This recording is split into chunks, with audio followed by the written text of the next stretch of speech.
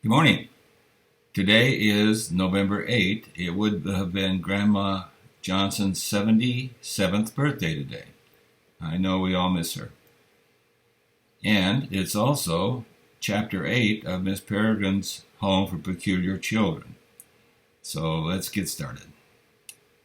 Hoping to duck another lecture, I got up early and set out before Dad was awake. I slipped a note under his door and went to grab Emma's apple, but it wasn't on my nightstand where I'd left it. A thorough search of the floor uncovered a lot of dust bunnies and one leathery thing the size of a golf ball. I was starting to wonder if someone had swiped it. Then I realized that the leathery thing was the apple. At some point during the night it had gone profoundly bad, spoiling like I'd never seen fruit spoiled. It looked as though I'd spent a year locked in a food dehydrator. When I tried to pick it up, it crumbled in my hand like a clump of soil. Puzzled, I shrugged it off and went out. It was a lot of rain, but I soon left gray skies behind for the reliable sun of the loop. This time, however, there were no pretty girls waiting for me on the other side of the cairn, or anyone, for that matter. I tried not to be too disappointed, but I was, a little. As soon as I got to the house, I started looking for Emma, but Miss Peregrine intercepted me before I'd even made it past the front hall. "A word, Mr. Portman?" she said, and led me into the privacy of the kitchen, still fragrant from the rich breakfast I'd missed. I felt like I'd been summoned to the principal's office. Miss Peregrine propped herself against the giant cooking range. "Are you enjoying your time with us?" she said. I told her I was, very much. "That's good," she replied, and then her smile vanished. "I understand you had a pleasant afternoon with some of my wards yesterday, and a lively discussion as well." "It was great. They were all really nice. I was trying to keep things light, but I could tell she was winding me up for something." "Tell me," she said, "how would you describe the nature of your discussion?" I tried to remember. "I don't know. We talked about a lot of things, about how things are here, how they are, and where they're from. Where you're from, right? And do you think it's wise to discuss events in the future with children from the past?" "Children? Is this really how you think of them?" I regretted saying this even as the words were passing my lips. "It is how they regard themselves as well," she said testily. "What would you call them?" Given her mood, it wasn't a subtlety I was prepared to argue. "Children, I guess." "Indeed. Now, as I was saying," she said, emphasizing her words with little cleaver chops of her hand on the range, "do you think it's wise to discuss the future with children from the past?" I decided to go out on a limb. "No?" "Ah, but apparently you do. I know this because last night at dinner we were treated by Hugh to a fascinating disquisition on the wonders of 21st century telecommunications technology." Her voice dripped with sarcasm. "Did you know that when you send a letter in the 21st century, it can be received almost instantaneously?" "I think you're talking about email." "Well, Hugh knew all about it." "I don't understand," I said. "Is that a problem?" She unleaned herself from the range and took a limping step toward me. Even though she was a full foot shorter than I was, she still managed to be intimidating.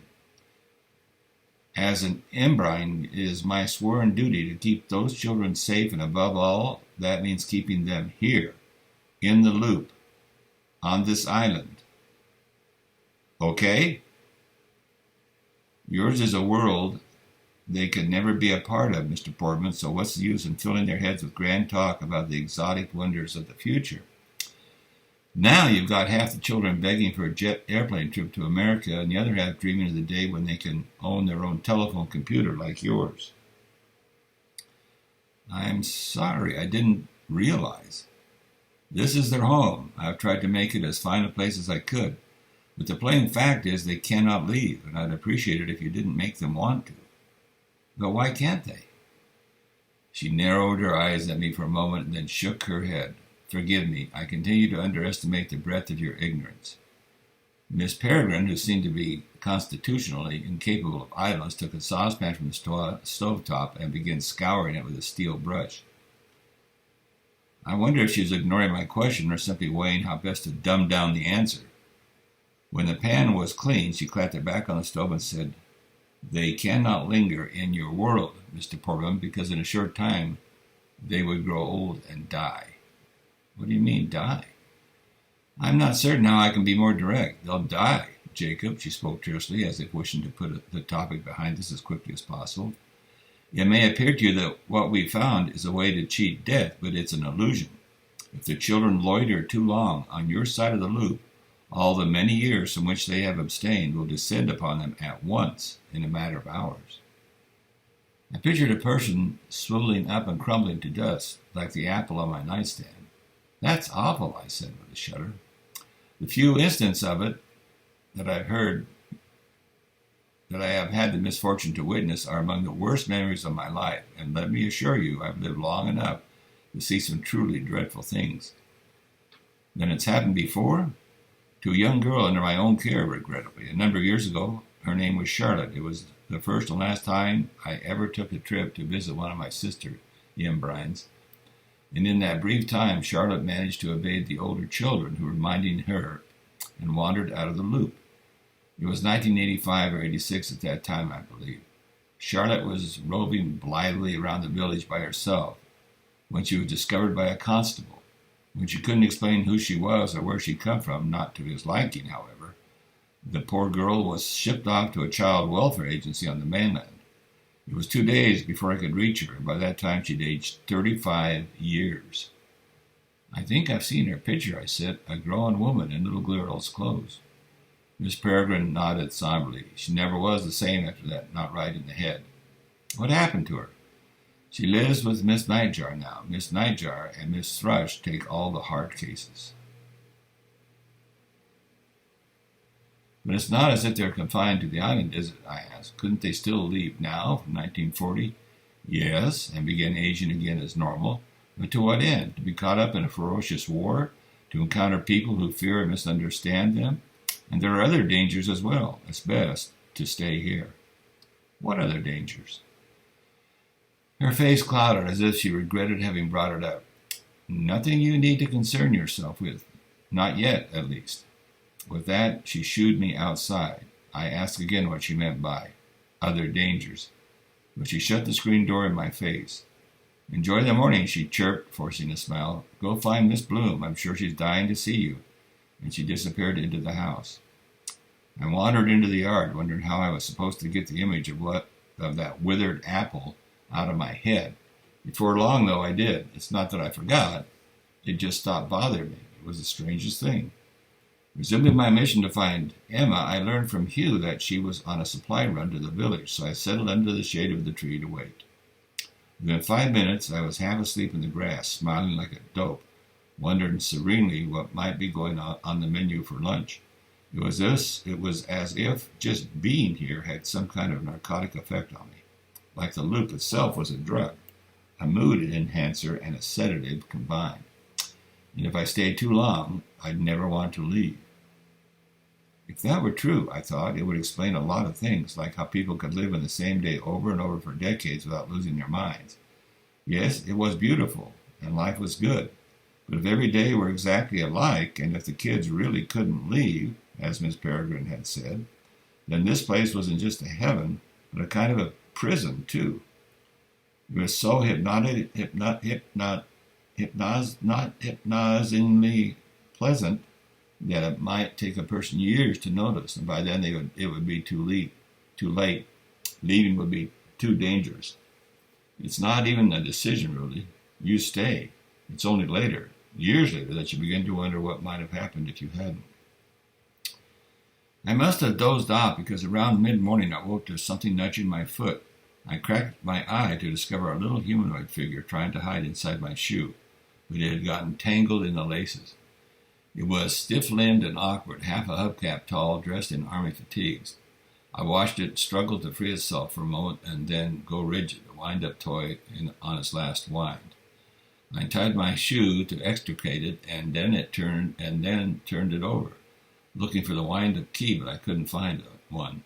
Up close, it was a strange, crude-looking thing, its head a stump of rounded clay, its face a smeared thumbprint. Bring him here, someone called from across the yard. A boy sat waving at me from a tree stump at the edge of the woods. Lacking any pressing engagements, I picked up the clay soldier and walked over. Arranged around the boy was a whole menagerie of wind-up men, staggering around like damaged robots. As I drew near, the one in my hands jerked to life again, squirming as if he were trying to get away. I put it with the others and wiped shed clay on my pants. I'm Enoch, the boy said. You must be him.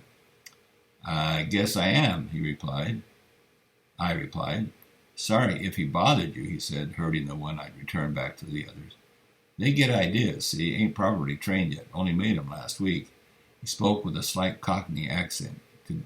Cadaverous black circles ringed his eyes like a raccoon, and his overalls, the same ones he'd worn in pictures I'd seen, were streaked with clay and dirt. Except for his pudgy face, he might have been a chimney sweep from Oliver Twist. You made these? I asked, impressed. How? They're Holman Cooley, he replied. Sometimes I put doll heads on them, but this time I was in a hurry and didn't bother. What's a Holman Cooley? More than one homunculus? He said it like it was something any idiot would know. Some people think it's homunculus, but I think that sounds daft, don't you? Definitely. The clay soldier I returned began wandering again. With his foot, Enoch nudged it back towards the group. They seemed to be going haywire, colliding with one another, like excited atoms. Fight, you Nancies, he commanded, which is when I realized they weren't simply bumping at each other, but hitting and kicking. The errant clayman wasn't interested in fighting, however, and when he began to totter away once more, Enoch snatched him up and snapped off his legs. That's what happens to deserters in my army, he cried, and tossed the crippled figure into the grass, where it writhed grotesquely as the others fell upon it. Do you treat all your toys that way? Why? He said. Do you feel sorry for them? I don't know. Should I? No, they wouldn't be alive at all if it wasn't for me. I laughed, and Enoch scowled at me. What's so funny? You made a joke. You are a bit thick, aren't you? He said. Look here. He grabbed one of the soldiers and stripped off his clothes, and with both hands he cracked it down the middle and removed from his sticky chest a tiny convulsing heart. The soldier instantly went limp, and he held the heart between his thumb and forefinger for me to see. It's from a mouse, he explained. That's what I can do. Take the life of one thing and give it to another. Either clay like this or something that's used to be alive but ain't anymore. He tucked the stilled heart into his overalls. As soon as I figure out how to train him up proper, I'll have a whole army like this, only they'll be massive. He raised an arm up over his head, showing just how massive. You can't. What can you do? He said. Me? Nothing, really. I mean, nothing special like you. Pity, he replied. Are you going to come live with us anyway? He didn't say it like he wanted me to, exactly. He just seemed curious. I don't know, I said. I hadn't thought about it. That was a lie, of course. I had thought about it, but mostly in a daydreaming sort of way. He looked at me suspiciously. But don't you want to? I don't know yet. Narrowing his eyes, he nodded slowly as if he'd just figured me out. Then he leaned in and said under his breath, Emma told you about Raid the Village, didn't she? Raid the what? He looked away. Oh, it's nothing, just a game some of us play. I got the distinct feeling I was being set up. She didn't tell me, I said. Enoch scooted toward me on the stump. I bet she didn't, he said. I bet there's a lot of things about this place she wouldn't like you to know. Oh, yeah? Why? Because then you'll see it's not as great as everybody wants you to think, and you won't stay. What kind of things? I asked. Can't tell, he said, flashing me a devilish smile. I could get in big trouble. Whatever, I said. You brought it up. I stood to go. Wait, he cried, grabbing my sleeve. Why should I if you're not going to tell me anything? He rubbed his thin chin judiciously. It's true, I ain't allowed to say anything, but I reckon I couldn't stop you if you was to go upstairs and have a look in the room at the end of the hall. Why? I said. What's in there? My friend Victor, he wants to meet you. Go up and have a chat. Fine, I said. I will. I started toward the house and then heard Enoch whistle. He minded running a hand along the top of a door. The key, he mouthed. What do we need a key for if someone is in there? He turned away, pretending not to hear. I sauntered into the house and up the stairs like I had business there and didn't care who knew it. Reaching the second floor unobserved, I crept to the room at the end of the hall and tried the door. It was locked. I knocked, but there was no answer. Glancing over my shoulder to make sure no one was watching, I ran my hand along the top of the door frame. Sure enough, I found a key. I unlocked the door and slipped inside. It was like any other bedroom in the house. There was a dresser, a wardrobe, a vase of flowers on a nightstand, and late morning sun shone through drawn curtains the color of mustard, throwing such yellow light everywhere that the whole room seemed encased in amber. Only then did I notice a young man lying in the bed, his eyes closed and mouth slightly open, half hidden behind a lace curtain. I froze, afraid I'd wake him. I recognized him from Miss Peregrine's album, though I hadn't seen him at meals or around the house, and we'd never been introduced. In the picture, he'd been asleep in the bed just as he was now. Had he been quarantined, infected with some sleeping sickness? Was Enoch trying to get me sick too? "Hello," I whispered. "Are you awake?" He didn't move. I put a hand on his arm and shook him gently. His head lolled to one side. Then something terrible occurred to me. To test the theory, I held my hand in front of his mouth. I couldn't feel his breath. My finger brushed his lips, which were cold as ice. Shocked, I pulled my hand away. Then I heard footsteps and spun around to see Bronwyn in the doorway. "You ain't supposed to be in here," she hissed. "He's dead," I said. Bronwyn's eyes went to the boy, and her face puckered. "That's Victor." Suddenly it came to me where I'd seen his face. He was the boy lifting the boulder in my grandfather's pictures. Victor was Bronwyn's brother. There was no telling how long he might have been dead. As long as the loop kept looping, it would be 50 years and only look like one a day. "What happened to him?" I asked. "Maybe I'll wake old Victor up," came the voice from behind us, "and you can ask him yourself." It was Enoch. He came in and shut the door. Bronwyn beamed at him through welling tears. "Would you wake him? Oh, please, Enoch." "I shouldn't," he said. "I'm running low on hearts as it is, and it takes a right lot of them to raise up a human being, even for just a minute." Bronwyn crossed to the dead boy and began to smooth his hair with her fingers. "Please," she begged. "It's been ages since we talked to Victor." "Well, I do have some cow hearts pickling in the basement," he said, pretending to consider it. "But I hate to use inferior ingredients. Fresh is always better." Bronwyn began to cry in earnest. One of her tears fell onto the boy's jacket, and she hurried to wipe it away with her sleeve.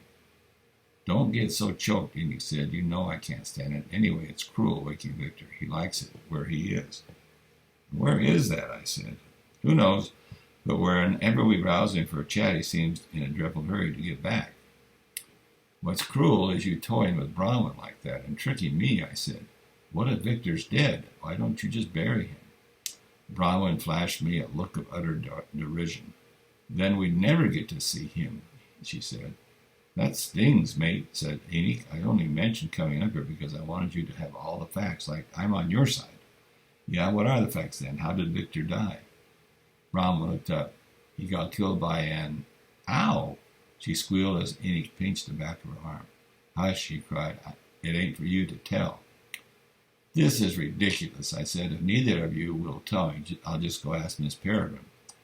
Enoch took a quick stride towards me, eyes wide. "Oh, no, you mustn't do that." "Yeah, why mustn't I?" "The bird don't like us talking about Victor," he said. That's why she wears black all the time. You know, anyway, she can't find out we've been in here. She'll hang us by our pinky toes." As if on cue, we heard the unmistakable sound of Miss Peregrine limping up the stairs. Bronwyn turned white and dashed past me out the door, but before any could escape, I blocked his path. "Out of the way," he hissed. "Tell me what happened to Victor." "I can't." "Then tell me about the raid the village." "I can't tell you that neither." He tried to shove past me again, but when he realized he couldn't, he gave up. "All right, just shut the door and I'll whisper it to you." I closed it just as Miss Peregrine was reaching the landing. We stood with our ears pressed to the door for a moment, listening for a sign that we'd been spotted. The headmistress's footsteps came halfway down the hall towards us, then stopped. Another door cracked open and then shut. "She's gone into her room," Enoch whispered. So I said, "Raid the village." Looking like he was sorry he'd brought it up, he motioned me away from the door. I followed, leaning down so he could whisper into my ear. "Like I said, it's a game we play. It works just like the name says." "You mean you actually raid the village?" "Smash it up, chase people around, and take what we like. Burn things down." It's all a good laugh. "But that's terrible." "We got to practice our skills somehow, don't we, in case we ever need to defend ourselves. Otherwise, we'd get rusty." Plus, there's rules. We ain't allowed to kill anybody. Just scare them up a little bit. And if someone does get hurt, well, they're back right as rain the next day and don't remember nothing about it. Does Emma play too? Nah, she's like you. Says it's evil. Well, it is. He rolled his eyes. You two deserve each other. What's that supposed to mean? He rose up to his full 5'4" height and poked a finger into my chest. It means you better not get all high and mighty with me, mate, because if we didn't raid the dang village once in a while, most of this lot would have gone off their heads weeks ago. He went to the door and put his hand on the knob and then turned back to face me. And if you think we're wicked, wait till you see them. Them who? What the heck is everyone talking about? He held that one finger to shush me, then went out. I was alone again. My eyes were drawn to the body on the bed. What happened to you, Victor? Maybe he'd gone crazy and killed himself, I thought. Gotten so sick of this cheerful but futureless eternity that he'd guzzled rat poison or taken a dive off a cliff, or maybe it was them, those other dangers Miss Peregrine had alluded to. I stepped into the hall and had just started toward the stairs when I heard Miss Peregrine's voice behind a half-closed door. I dove into the nearest room and stayed hidden until she limped past me and down the stairs. Then I noticed a pair of boots in front of a crisply made bed. Emma's boots. I was in her bedroom. Along one wall was a chest of drawers and a mirror. On the other, a writing desk with a chair tucked underneath it. It was the room of a neat girl with nothing to hide, or so it seemed, until I found a hat box just inside the closet. It was tied up with string, and a grease pencil across the front was written, "Private correspondence of Emma Bloom, do not open." It was like waving red underwear at a bull. I sat down with the box in my lap and untied the string. It was packed with 100 or more letters, all from my grandfather. My heart picked up speed. This was exactly the kind of gold mine I'd hoped to find in the old ruined house. Sure, I felt bad about snooping, but if people here insisted on keeping things secret, well, I just have to find stuff out for myself. I wanted to read them all, but was afraid someone would walk in on me, so I thumbed through them quickly to get an overview. Many were dated from the early 1940s during Grandpa Portman's time in the Army. A random sampling revealed them to be long and sappy, full of declarations of his love and awkward descriptions of Emma's beauty in my grandfather's then broken English. "You are pretty like flower, have good smell also. May I pick?" In one, he'd enclosed a picture of himself posing atop a bomb with a cigarette dangling from his lips. Over time, his letters grew shorter and less frequent. By the 1950s, there was maybe one a year. The last was dated April 1963. Inside the envelope was no letter, just a few pictures. Two were of Emma, snapshots she'd sent him that he'd sent back. The first was from early on, a jockey pose to answer his, of her peeling potatoes and pretending to smoke one of Miss Peregrine's pipes. The next one was sadder, and I imagined she'd send it after my grandfather had failed to write for a while.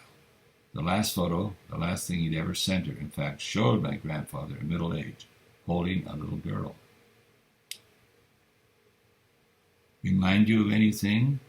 To my bombshell, love, Abe."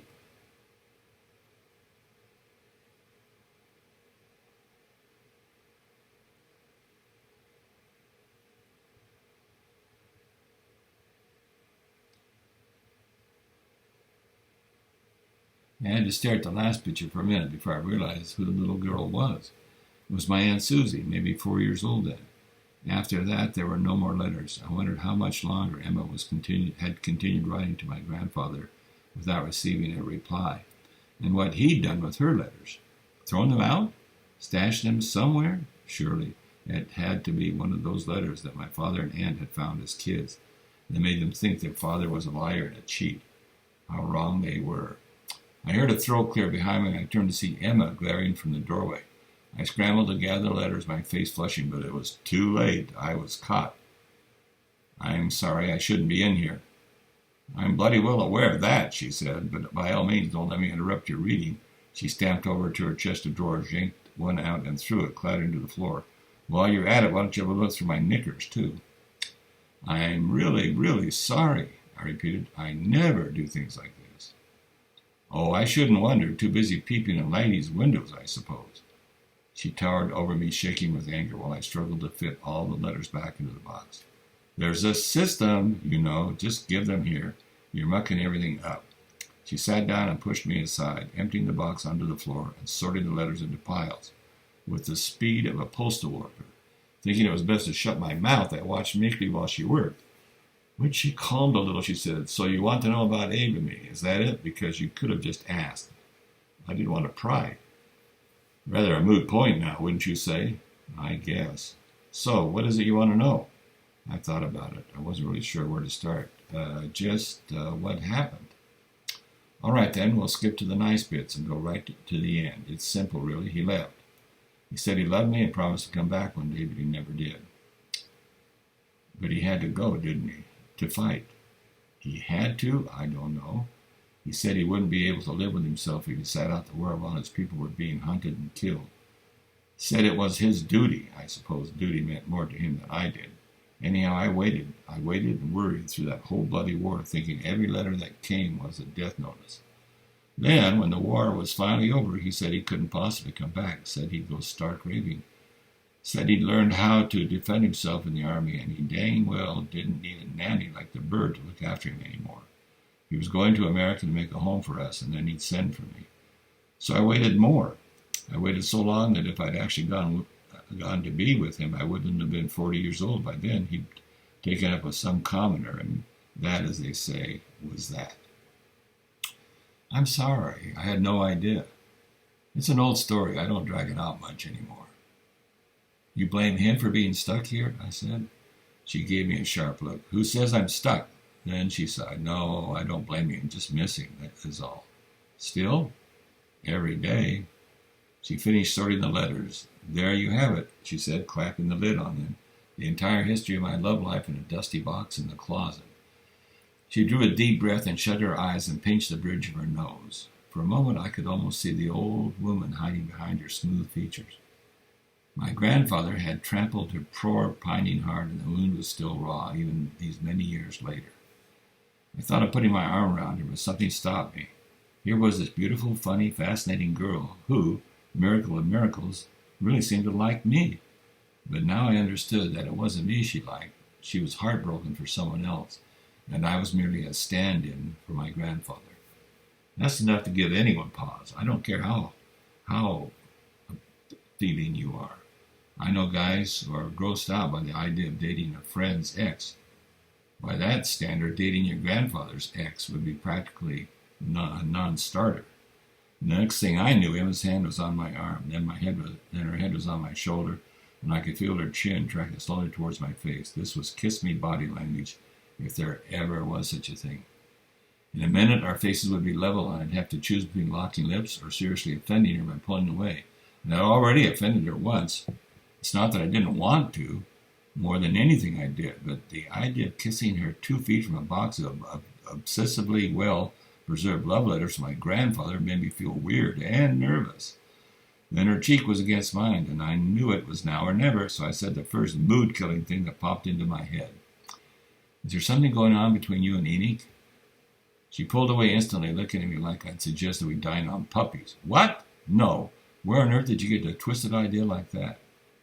From him. He sounds kind of bitter when he talks about you, and I get the distinct impression he doesn't want me around, like I'm horning in on his game or something.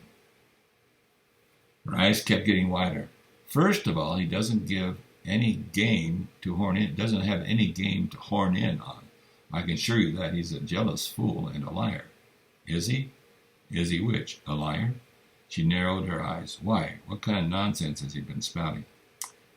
Emma, what happened to Victor? She looked shocked, then shaking her head, she muttered, Dang that selfish boy. There's something no one here is telling me, and I want to know what it is.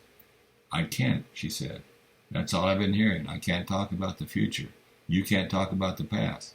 Miss Peregrine has us all tied up in knots. My grandfather's last wish was for me to come here and find out about the truth. Does that mean anything? She took my hand and brought it into her lap and looked down at it. She seemed to be searching for the right words.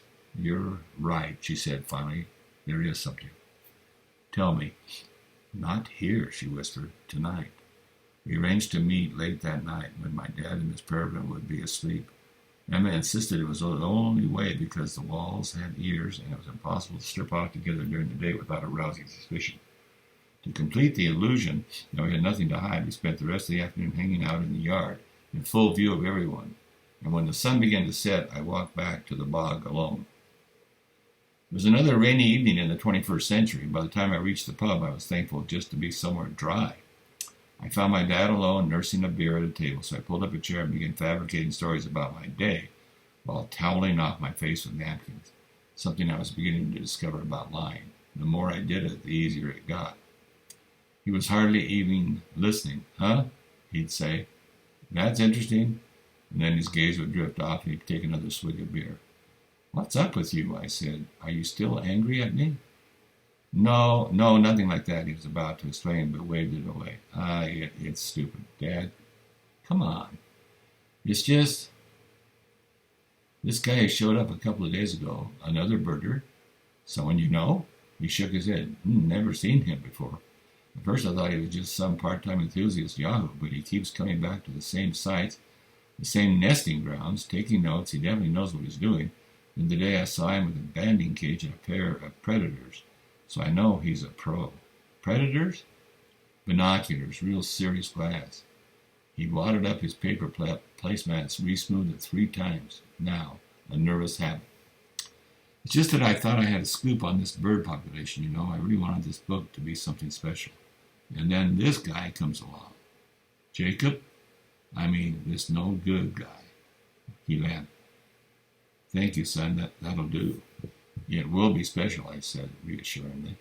He shrugged. I don't know. Hope so, but he didn't sound too certain. I knew exactly what was about to happen. It was part of this pathetic cycle my dad was caught in. He'd get really passionate about some project, talk about it nonstop for months.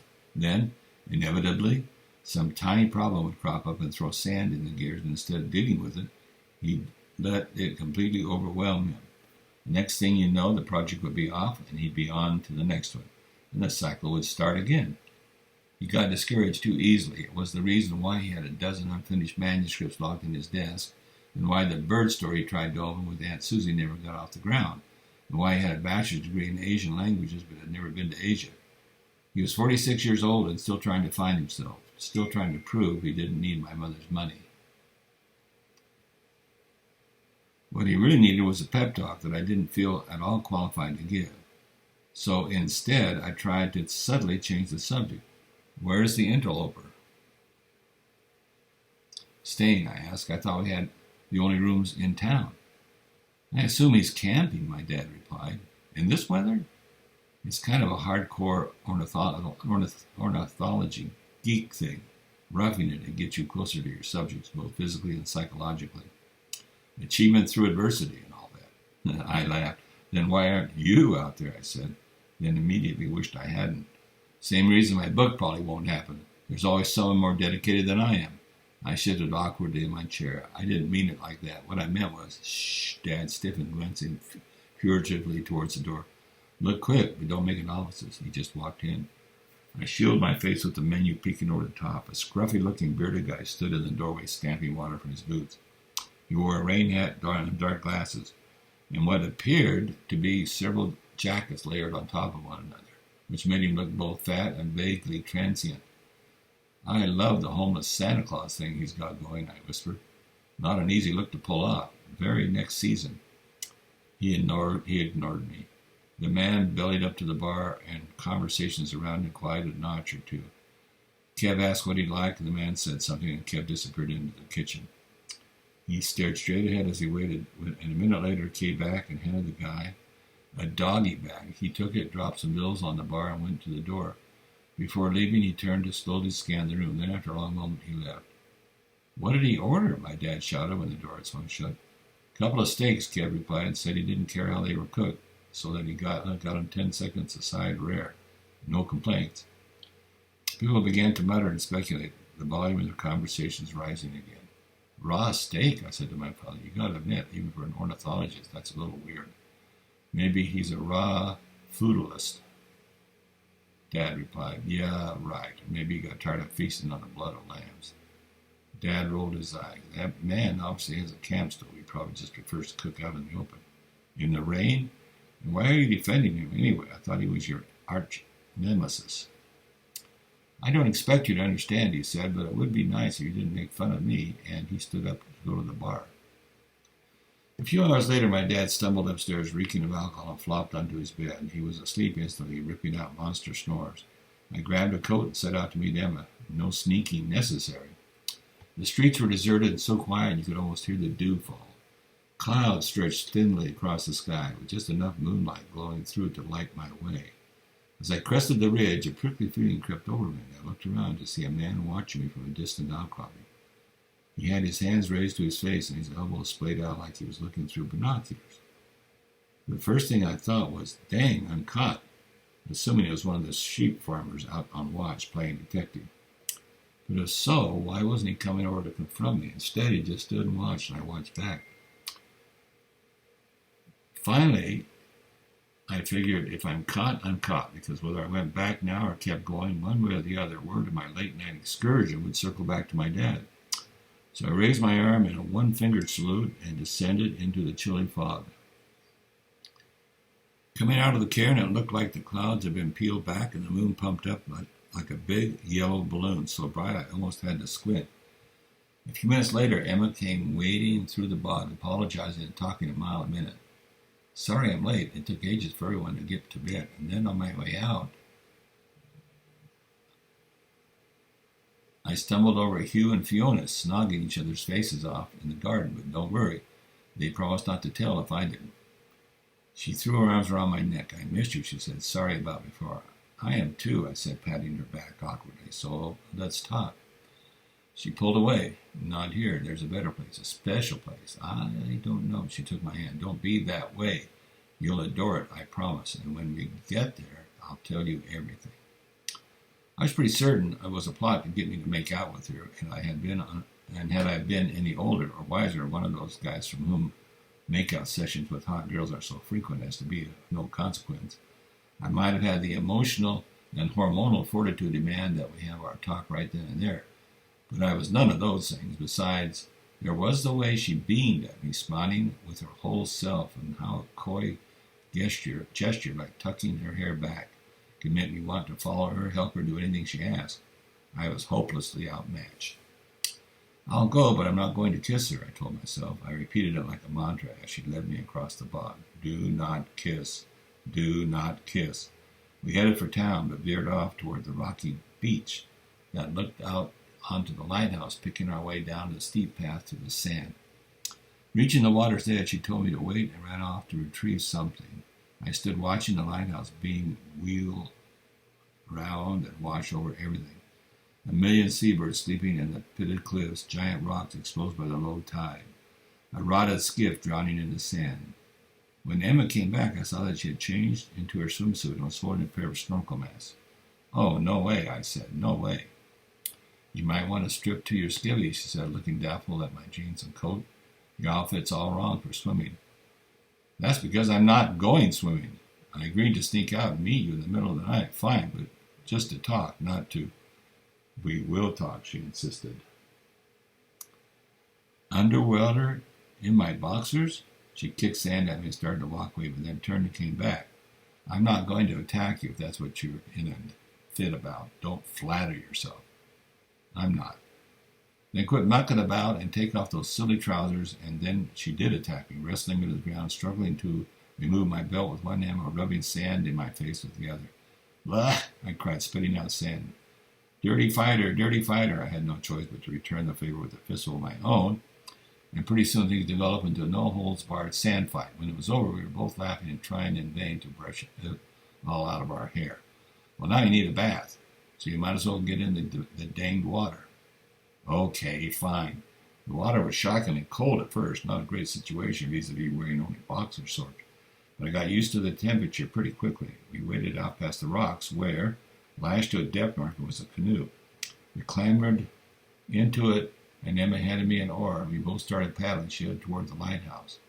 The night was warm and the sea calm, and for a few minutes I lost myself in the pleasant rhythm of oars slapping water.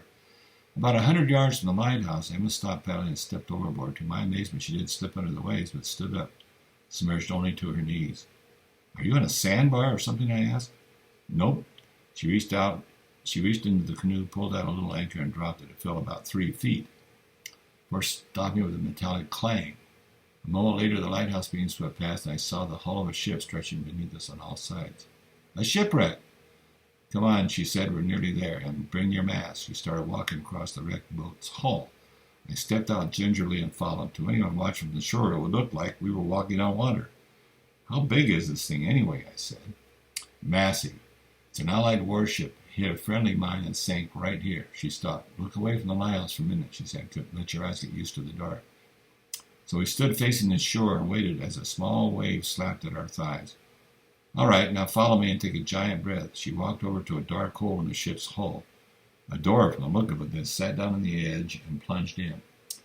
This is insane, I thought, and then I strapped on the mask she'd given me and plunged in after her. I peered into the enveloping blackness between my feet to see Emma pulling herself even further down by the rungs of a ladder. I grabbed the top of it and followed, descending hand over hand until it stopped at a metal floor where she was waiting.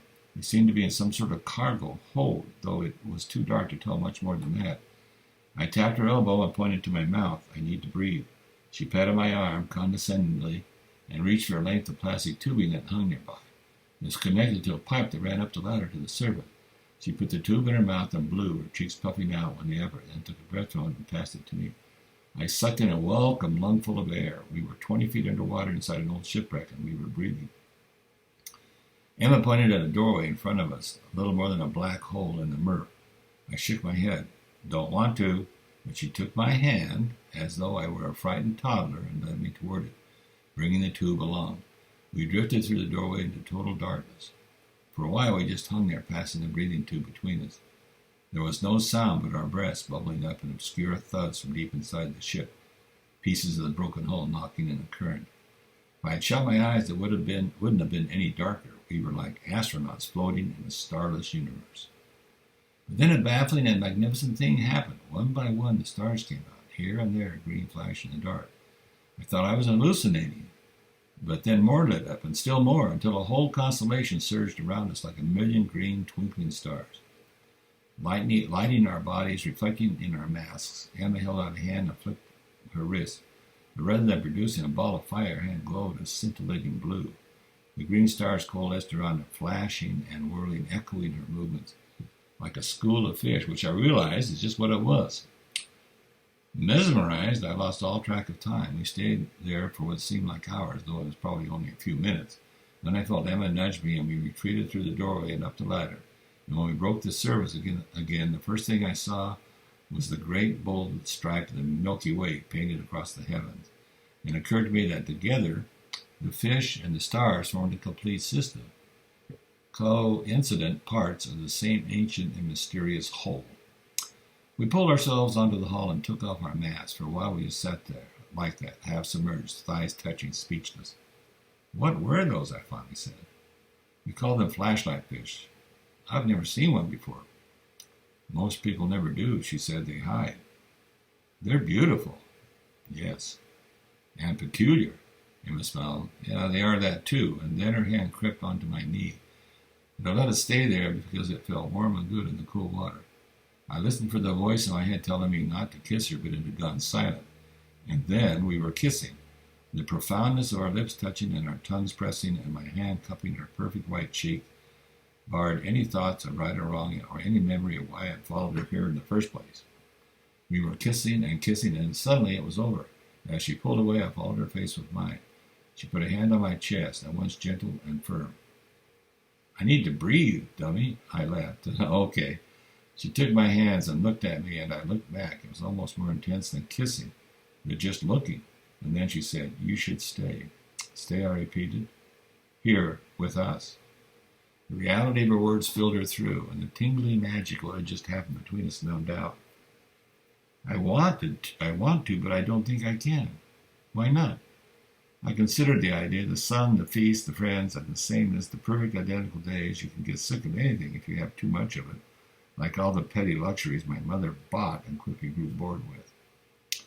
But Emma, there was Emma. Maybe it wasn't so strange what we could have. Maybe I could stay for a while and love her and then go home, but no. By the time I wanted to leave, it would be too late. She was a siren. I had to be strong. It's him you want, not me. I can't be him for you. She looked away, stunned. That isn't why you should stay. You belong here, Jacob. I don't. I'm not like you. Yes, you are, she insisted. I'm not. I'm common, just like my grandfather. Emma shook her head. That's really what you think. If I could do something spectacular like you, don't you think I would have noticed by now? I'm not meant to tell you this, she said, but common people can't pass through time loops. I considered this for a moment, but couldn't make sense of it. There's nothing peculiar about me. I'm the most average person you'll ever meet. I doubt that very much, she replied. Abe had a rare and peculiar talent, something almost no one else could do. And then she met my eyes and said, he could see the monsters. And that, my friends, is the thrilling end of Chapter 8. Chapter 9 is next, but the book that I've been using is a digital book, and it needs to go back into the library. And in these cases, you don't take it back; they just remove it from your device. I've got another one ordered, but it might be a day or two until we get back to Chapter 9. I can't wait. I don't know about you.